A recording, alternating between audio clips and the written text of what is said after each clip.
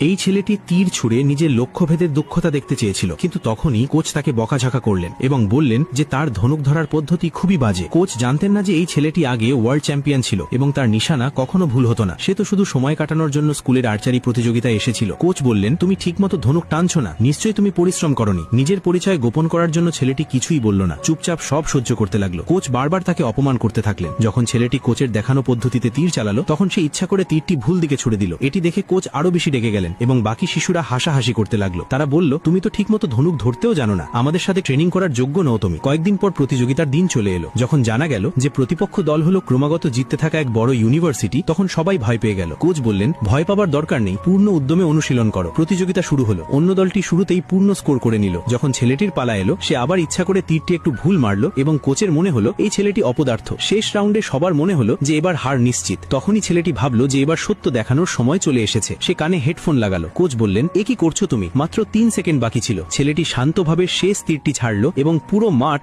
অবাক হয়ে তাকিয়ে রইল।